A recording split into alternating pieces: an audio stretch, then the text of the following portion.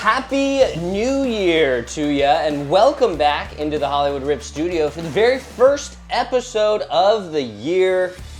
It's the hobby headquarters, of course, and we've got so much to catch up on. Apologies, we were MIA last week. Both got pretty sick. Family in town who didn't even see because I was sick. I don't know about you, but enough. But we're officially back and rested. On this week's episode, we'll talk a lot of what we missed last week, as well as do a brief recap of 2024 and what we're looking forward to in 2025. So let's start off right there, shall we? 2024, a recap. Let's go over what we thought were some of the best sets. Let's go over what we thought were some of the best cards. Let's go over what we thought were some of the worst sets and the worst cards. I can start, you can start, whatever you want to. It depends if you want to start positive or negative. You know, I like to dabble in the dark, so I don't have a best card. I think we did, in the last episode, we did a pretty good job of recapping what the best ones were, right? Or the ones that were... Yeah, from Tops. Yeah, from Tops, which to me were some of the best anyways. Yeah. So, well, if you want to go dark, I'm ready. Well, let's just start with best. Sure. It's the new year, let's start off on a positive note, right? Yeah. Best sets, best ideas of 2024. I think I still really think the 50-50 Ohtani commemorative set was a very good idea. I did like that. I just thought the cards were not great.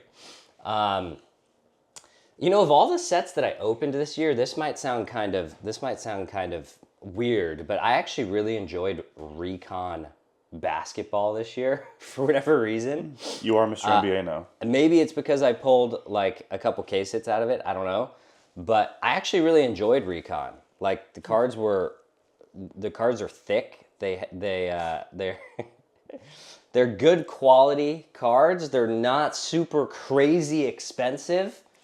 I kind of like the throwback to the original Prism from Prism this year, with DECA NBA as well as NFL Prism, which just came out a few weeks ago. I like kind of the throwback to that. Mm-hmm. Obviously, I like the Dynasty Black 1-of-1s out of the Ohtani 50-50 set. Those were pretty amazing cards, along with, like we did talk about it a couple weeks ago, that Lamine Yamal 1-of-1 rookie Superfractor. That one could be absolutely massive. What other cards stood out to me? The Home Field Advantage Superfractor, loved that, as well as the Jackson Holiday Fun Face card. I loved that. The dual autograph with Billy Ripken, I loved that. I did like that, obviously. Anything that stood out to you as being great in 2024? The one that just popped to mind, then you said it, was the Jackson Holiday with Billy Ripken. That's cool, on top of the fact that Jackson Holiday asked to use their dad's number. So just a full Ripken Oriole tie in there. Mm-hmm. Baseball royalty with the holidays as well. I like that one a lot. Yeah, I really liked the idea of the Ohtani, a card for every home run, a card for every steal. Really cool idea. So, yeah, I think we're pretty much in step there. Yeah.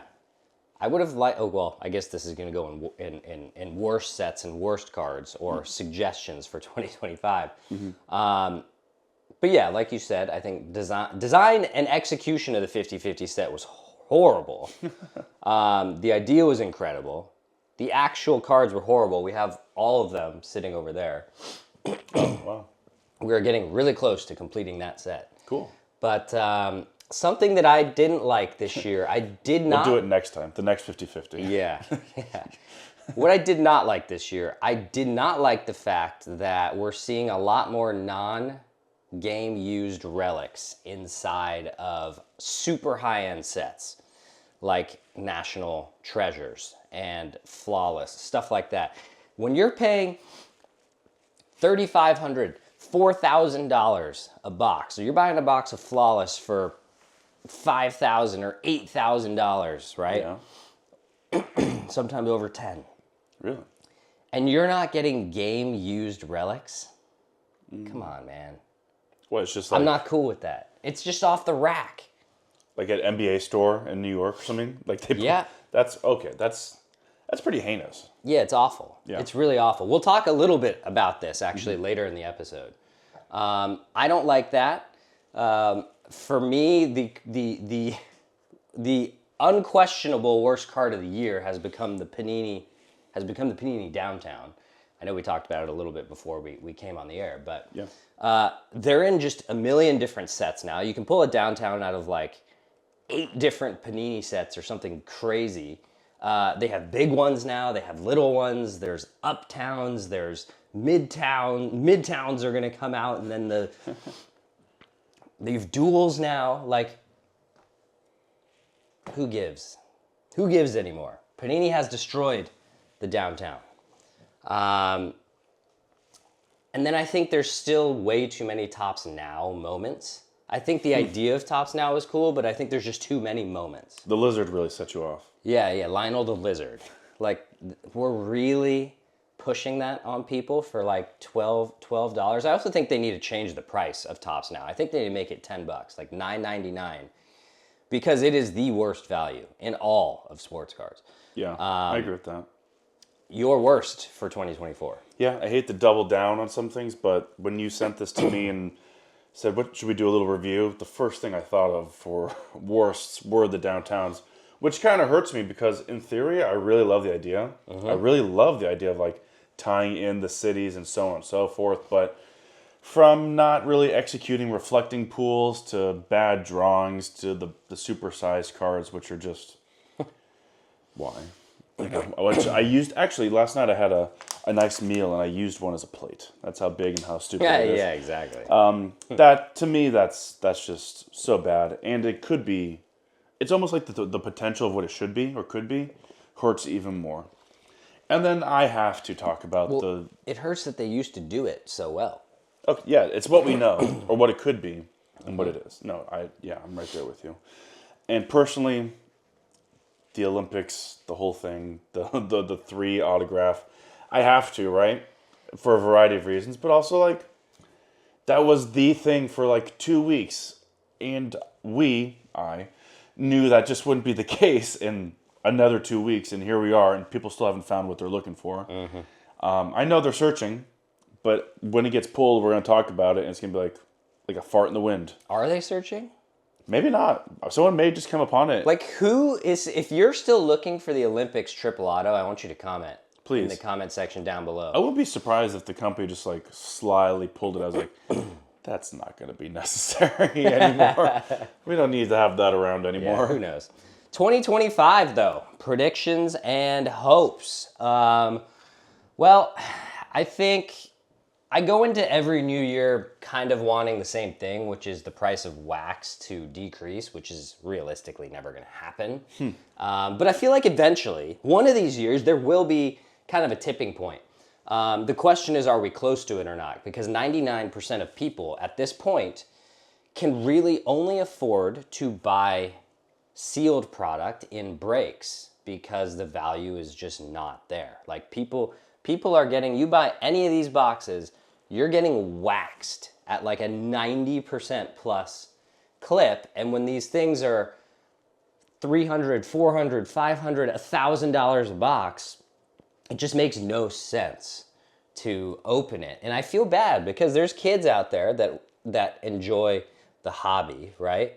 But the hobby has become essentially inaccessible to them unless their parents are also into opening boxes and are willing to pay hundreds and thousands of dollars for them to open boxes. True. So I would love to see us hit the point where the price of wax seriously struggles in terms of getting sold. But as long as we have, for the most part, as long as breaking culture continues to be kind of the way to get into high-end stuff, this is just going to continue. Yeah.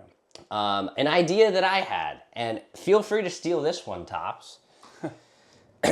I want to see more inscription cards or like inscription sets. So get a huge athlete. Say you get a Wembanyama, right? They have the rights to Wembanyama, or get Shohei or whoever.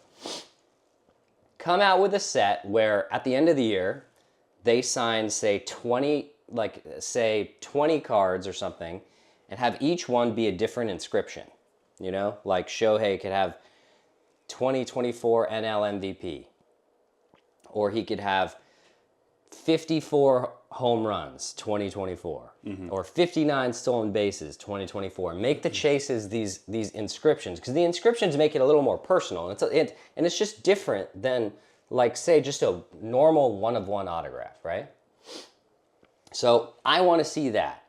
The last thing I want to see is Beckett find a new niche and to get rid of the 9.5. Get a job. And give people the option to send in their 9.5 and have it changed to a 10 if it is all 9.5 plus in the subgrades. I want to see more creativity like they did with the 50-50 set. I think that's where like an inscription set could be cool. Yep. Anything on your end that you want to see? Always more debut patch stuff, or like the idea that you had, which I know will be coming as the league sort of get consolidated. Yeah, I think the basketball license comes at the end of this year, and then football is the following year. So that sort of falls under the umbrella of more just on-field stuff. It doesn't necessarily have to be in Bobby Witt's back pocket, but just something that really involves more stuff that I can tangibly see, and that feels really cool to be holding in front of me. And then to quickly touch on the topic you just hit right at the beginning, just sort of the inaccessibility for everyone. This used to be like the entry-level way of like support, right? The whole thing was the kids, and I know we're in a much different era, but kids are no longer riding down with their bikes and the cards and the spokes, right? No. But it was the entry-level idea of like, I'm a baseball fan, I want to pull that, I don't know, just for lack of a better term, player, Roberto Clemente card, right? Right.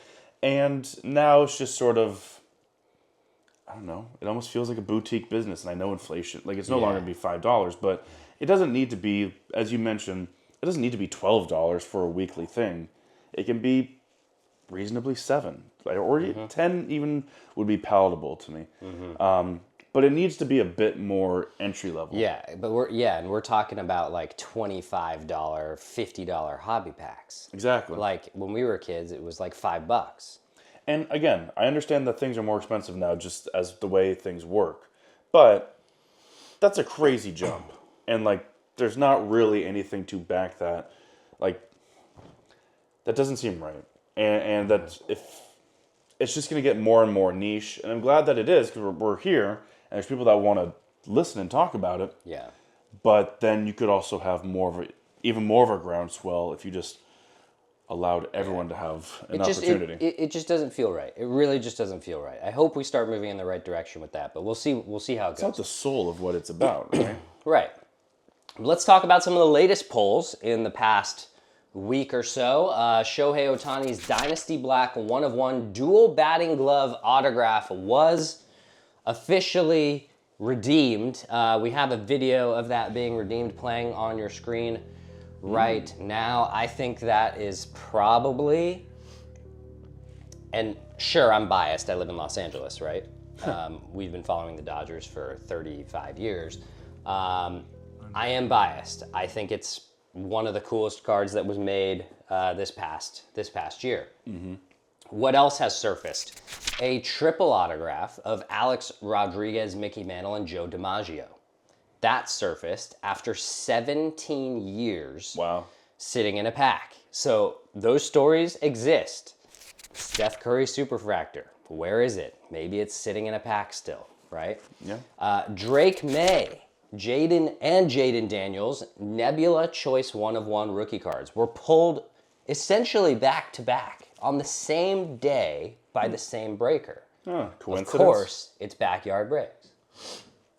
27% of the debut patches are still out there and missing, including Paul Skeens, Jackson Merrill, Yoshinobu Yamamoto, and Evan Carter. I mean, who really cares about Evan Carter? But his family. Those are all still out there.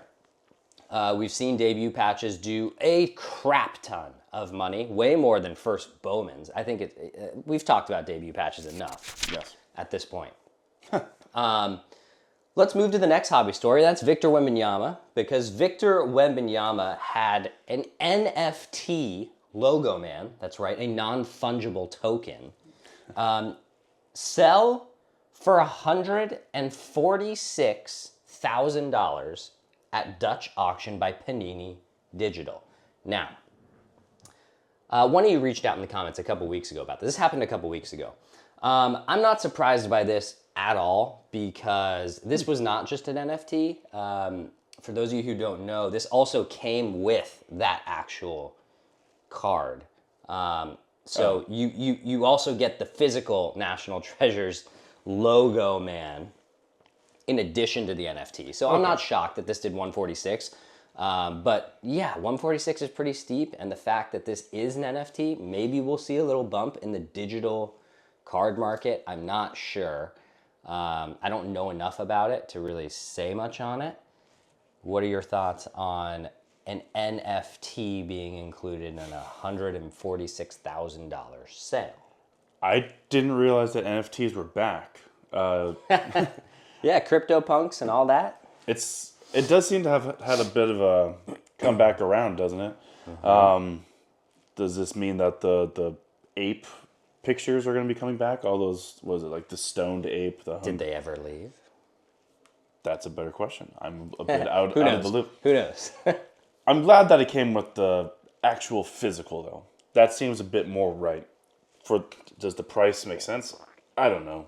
Probably not necessarily, but in a few years it could look like a bargain, as I'm sure we'll talk about over the course of the week. Yeah. But for it just to be the digital thing, my whole thing with NFTs, and I know it's much more complicated than this, but to me it's like, why would I pay $146,000 when I can right-click, copy, and it's like, oh, I have that now too. Screenshot. Screenshot. Look what I have. Yeah. It's in my digital wallet. Can I screenshot that? Yes. And then technically it's in my digital photos. I thought that was an article, what's on his screen was an article about the NFT and it was showing. And I know the NFTs oftentimes were like 3D-ish and like rotating, but still. But again, that's having to do more with not understanding why people get so into NFTs as opposed to as a sports card. Not a big blockchain guy. I hear you. Same. But let's move to auction news. I'm going to rattle these off as usual, and you just tell me which ones jump out at you. Listening. Paul Skeens, Topps Chrome Update Superfractor Autograph 1 of 1, sold for $111,500 on Golden.com. Shohei Ohtani's 2018 Transcendent 1952 Throwback Autograph Superfractor in a BGS 9.5 with a 10 autograph sold for $246,440 on Golden.com. Lamine Yamal's 2023 game-used, signed and inscribed rookie FC Barcelona jersey worn during his first Champions League assist sold for $58,560 on Golden.com. At this point, it'll be news if it's not on there. LeBron James's 2008 Exquisite Limited Logos Auto, numbered 6 out of 23, his 2 jersey numbers, sold for $81,740. A 3-color patch, PSA 810 auto on Golden.com.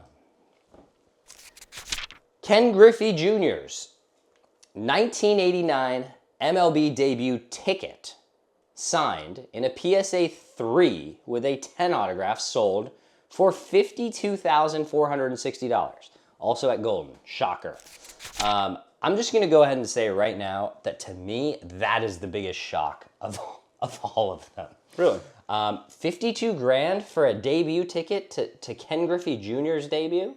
I understand Ken Griffey Jr. is one of the greatest players ever, but $52,000 for a PSA 3? I get that. Whew. This one also kind of surprised me. Alperen Şengün, his 2021-22 flawless rookie logo man auto 1 of 1, sold for $60,000. What are even his stats this year? I have no idea. A 2024 Metal Universe Retro Green PMG Spider-Man in a PSA 8 sold for $30,000. And Michael Schumacher's 2004 race-worn Ferrari suit for his 83rd career win sold for $45,140. Everything, shockingly, golden.com. What are your thoughts? Yeah, to me, what I'm looking up right now is trying to remember that LeBron team in '08. Like, he just turned 40 the other day, so there's a lot of LeBron history to work our way through. Because to me, that stood out for whatever reason, because 2008 was kind of as LeBron was coming into, like, as we know him now. '07, of course, was the year he basically single-handedly led the Cavs to the finals to get swept by the Spurs. So '08 was the final. And I know the Celtics won that year, so I was trying to figure out where the Cavs were amongst all that. So to me, that sort of stands out as LeBron averaged 30 points that season. So the Lamine Yamal, I'll stand up for soccer heads everywhere again. First assist in Champions League, I find that pretty remarkable. And again, especially in a career that will probably be sitting in these seats 15 years from now talking about, he just broke the record for most assists in the Champions League. So or he's going to rack up a lot. So that one also, and then, I mean, anything Schumacher's pretty sick. Yeah, anything Schumacher's really cool. Yeah, really so cool. yeah. Really cool. I had no idea the Rockets are second in the West. That's news to me. That's crazy. I understand. I can see why people are paying a lot for Alperen Şengün. Gesundheit. Thank you. He's averaging like 20 and 10 at 22 years old. Pretty impressive. 19 and 10 for the second team in the West. I get it. For me, it's the Ken Griffey Jr. Rookie debut ticket. 50 grand? Come on, guys. That stands out as like, what the heck? Yeah, it stands out to me as a what the heck. 2024 final grading numbers. We have the final total number of graded cards in 2024 from each company. PSA graded 15.34 million cards. CGC graded 2.32 million cards, of which 2.31 million were Pokemon. SGC graded 1.87 million. And Beckett, bringing up the rear. Oh, boy. Graded 657,000 cards. That's just not that many. No, it's not. Well, it's kind of a lot. But I guess. Beckett is flat out gone unless they give out 10s. Like, keep the black labels. I think that's really cool. But give the option for Gem Plus 9.5s to be 10s. I think they need to make the slabs sleeker. They're too thick and they're too heavy. When you're carrying like 100 slabs, it makes a difference. Like, I'd like to see Beckett slim down the slabs a little bit. I'd also like to see them make those autograph grade chips that they have in the cards, like, stay in place so they don't rattle around when you shake it. That bothers me like crazy. I also think they should do the subgrades for free in order to incentivize kind of grading with them going forward. Any quick thoughts on that, or? They need to do something. Yeah, like, they I know it's a lot, but when everyone else is in the millions. But I actually think it would make a big difference. Make the slabs thinner. Make them more portable. Get rid of that stupid shaky thing and give out 10s. And I really think Beckett's going to see a massive comeback, because I do think Beckett makes the best looking slab. For sure. I think the gold is like much nicer than like the orange from PSA or the, I don't know, even the SGC black tuxedo whole thing is a little thinner. Makes it, like, as someone who gets like very sore in his joints, like lugging around. Yeah. A lot of like, you take off even that much would make a big difference. It's big. It's big. Let's move on to the next hobby story. Ohtani's 50-50 autograph 1/1. That one that's inscribed, the Topps Now card that's inscribed 50 home runs, 50 stolen bases. That is officially going to go for auction with Heritage Auctions at the end of the month. Who knows what that card is going to fetch. We're not even going to guess, because we're always so far off. It just comes down what someone's willing to pay. $72. 72 in taxes and fees times 1,000 more times than 3. Yeah, more than that. Yeah. Topps Golden Grail. This one was kind of weird. I didn't even know this was a thing, but apparently it was a soccer set out of 2024-25 Topps UEFA club competitions. Out of that set, the first person to redeem all 9 Golden Grail cards would receive a 1/1 Golden Grail. We'll play the video on your screen now. Well, it turns out some collector did collect the 9 Golden Grails and received the coveted 1-of-1, which turned out to be a 1-of-1 Cristiano Ronaldo with 100 milligrams of 24 karat gold. Topps literally wrote solid gold on the caption of this. This was an Instagram post. And I did the math here. 100 milligrams of 24 karat gold at current market price Oh yeah. is $8.49 worth of gold. Cool. Yet they wrote solid gold. I just think it's kind of comical. I think it's kind of funny. Yeah. I was looking up what the 9 cards are. They're all Ronaldo. And I'm just glad that they're all like either his time at Sporting Lisbon, his time with Man U, Real Madrid, which is the main prize one is Real, right, and then a little bit of Juventus. None of his time with the new Saudi club that he's with. Yeah. So that then, well, it is also UEFA, so these are all European teams. Yeah. But I was very hopeful for that. But hey, for Ronaldo fanboys, it's worth the weight in gold. Yeah, Trust me. So. I think so. Let's move to the next hobby story. Apologies, we're going to run a little later than normal this week. We have 2 weeks to catch up on. It's the new year, but we're going to go with something that we actually didn't plan for at all. He brought it up to me just before we got on today. Oh, yeah. But we're going to call it "Whose Patch Is It Anyways?" Because I'm seeing more and more videos, and he saw a video earlier today. Which it's big then. Yeah.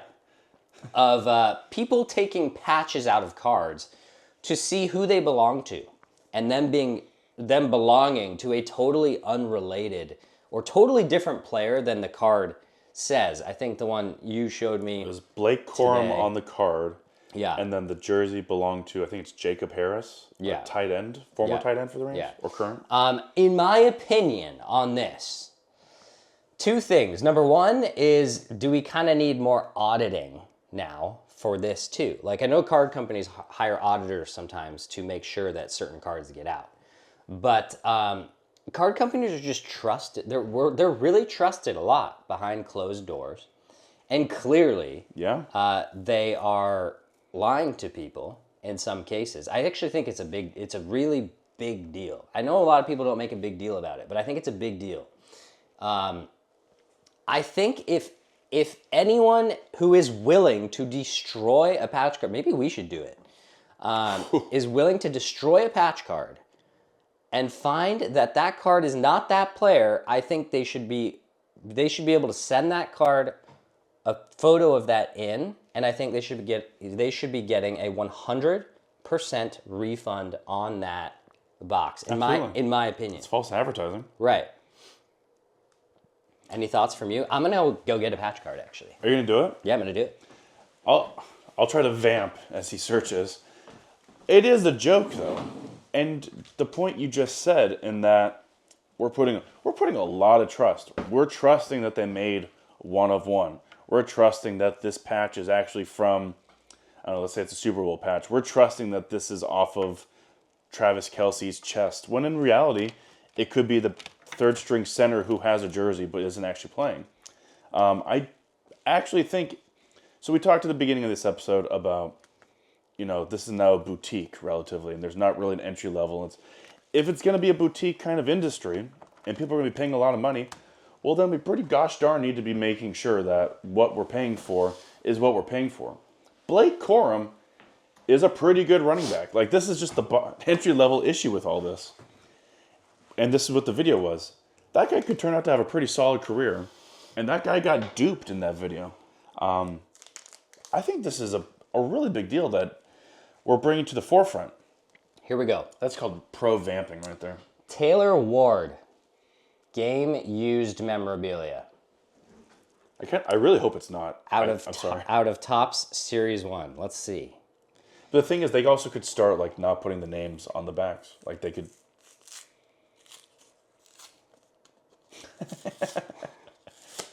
There's the front. Nice and destroyed. Not worth $1 billion. Here we go. Is it Taylor Ward? Come on. Will it actually say? It might not say, actually. This is riveting. Drum roll. Doesn't actually say. Well, it says absolutely nothing. So, you know what? Maybe we should have to smell it. Does it smell like Taylor Ward? I know what he wears. It smells a little like Taylor Ward. Oh my God. I'd recognize that scent anywhere. That's the Angels rally monkey. It's off of his jersey. Who knows on this one? We'll have to sleuth another one at some point. But let's move on. The Jackson Holiday Fun Face Bat Knob, the actual knob from that picture, Yes. has been taken from the bat. Sawed off. And it was sawed off, and it's being put into a 1-of-1 autographed baseball card. That's actually really cool. I like that. We also found out that the bat with that written on it was actually game used. So Jackson Holiday did use that bat. Oh. This is the chase that you've been waiting for. Is this the moment? Yeah, you entering these sweepstakes. Get Taylor Ward off you. Maybe Taylor Ward. Could be Chris Iannetta. That's true. Is this my moment? Is this your moment? Is this your moment? When's the last time you bought a pack of baseball cards? Here we go. I was given a good stack of cards very recently as my mother, through what she does for work, was able to tour Major League Baseball's offices, their headquarters in New York. Saw the replay room for umpires, all of it. And right there in the middle of their offices in their lobby, they just have a bowl of cards. And she just, I'm sure none of them are valuable because they wouldn't be out there. But she scooped up a bunch, Taylor Ward, and brought them to me. So to me, that's the last time that I went a cardin, if you will. So when's the last time I went to an actual store and did it? I think I went to the one on Robertson. I don't know if it's still there. Beverly Hills Baseball? Yeah. It is very much still there. Matt Fettergreen is the owner. He's a great guy. Love Matt Fettergreen. Haven't seen you probably since 1997. So that'd be my assumption. He's doing well. Maybe I'll put this Taylor Ward patch on my I had face. it on my shirt for a second. Put it on my face for the rest of the episode. As a mark of, yeah. Yeah, I don't even know if it'll stick, but I really hope that was his bottom piece of his pants. they've got Taylor Ward on me. Look at that. Hey. Our giveaway. This 2018 Topps Shohei Ohtani rookie card. We are giving this away. Plus this. Yeah, plus maybe you get the Taylor Ward. Well, actually, yeah, if you want the Taylor Ward, we can send it to you. It's destroyed, but you do get a piece of jersey that has been on my nose. Kind of weird. It feels kind of like OnlyFans. This will be given away. We're going to choose a winner on our episode tomorrow, Hot in the Hobby. So if you haven't entered already, I would recommend that you enter now because you've kind of run out of time for the most part. So enter the giveaway, but that'll do it for us for episode 1 of 2025. Wow. Thanks for joining us and glad to be back. As I alluded to earlier, if you haven't entered the 2018 Topps Ohtani giveaway yet, do so now because, yeah, you're out of time. And we will announce the winner on our show tomorrow. But thanks for joining us today. If you did, don't forget to like, comment, and subscribe down below. It would be the greatest gift for us in 2025. But in other news, we'll see you guys tomorrow for Hot in the Hobby. Mr. Hollywood, Joe Nasty, out.